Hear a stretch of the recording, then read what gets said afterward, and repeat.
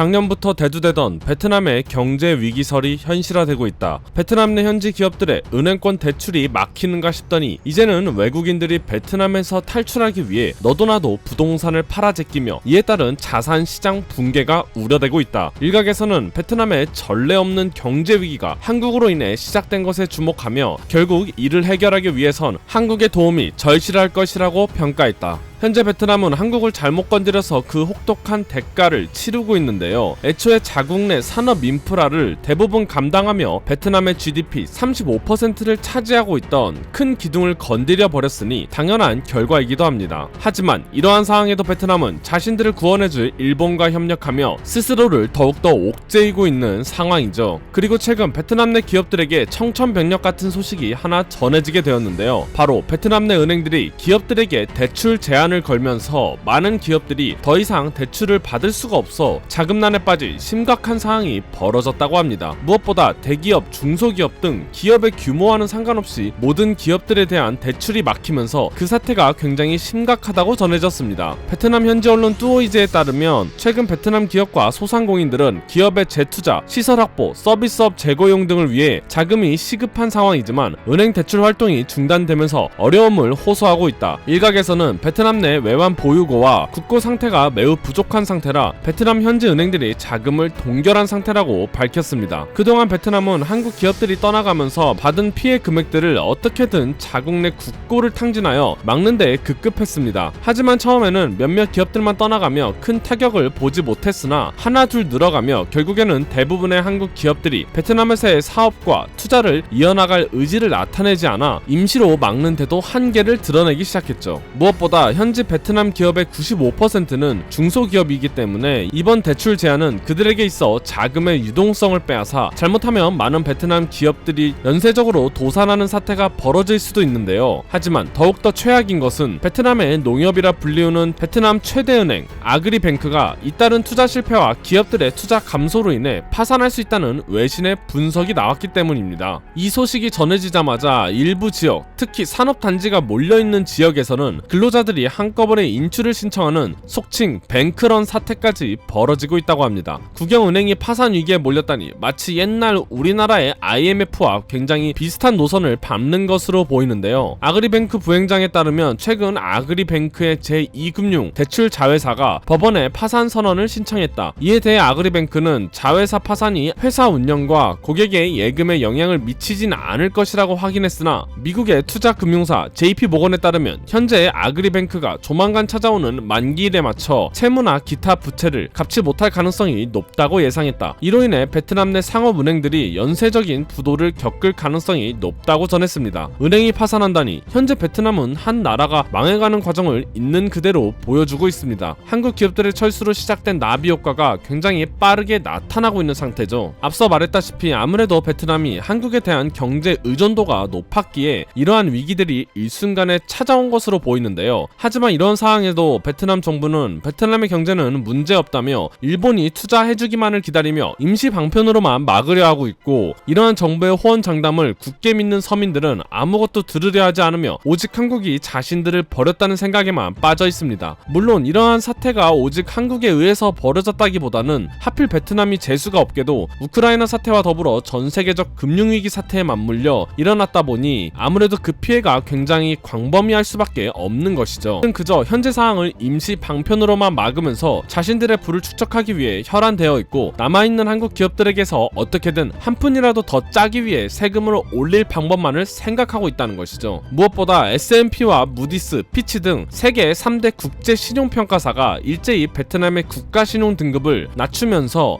베트남의 국가 부도 위기까지 고조되고 있다고 하는데요. 이로 인해 베트남 현지 내 시민들의 불확실성 확대로 예금자들이 대규모 인출을 하는 뱅크런까지 발생하자 일부 투자자들은 금을 대량으로 매입해 베트남의 금값이 매우 치솟고 있다고 합니다. 상황이 매우 급박하게 돌아가자 베트남 정부는 우리에게 연일 투자 유치를 위한 간담회를 개최하자며 한국에게 엎드려 매달리고 있지만 아쉽게도 한국 기업들의 반응은 차가울 뿐입니다. 업계 금융 전문가들은 지금 당장에 베트남이 경제를 회복시키기 위해선 한국과 같이 베트남을 이끌어줄 경제적 선진국이 필요하다고 전했습니다. 현재 베트남은 자신들을 이끌어줄 새로운 국가 일본에게 모든 사활을 걸고 있는 상황이지만 반대로 일본은 베트남을 이용하기 위해 어떻게든 머리만 굴리고 있는 상황이기에 이들의 협력이 과연 제대로 돌아갈지나 의문인 상황인데요. 한국이 사라진 베트남의 경제가 과연 어디까지 몰락할 수 있을지 계속해서 상황 전해드리겠습니다. 이상 국민투브였습니다. 시청해주셔서 감사드립니다.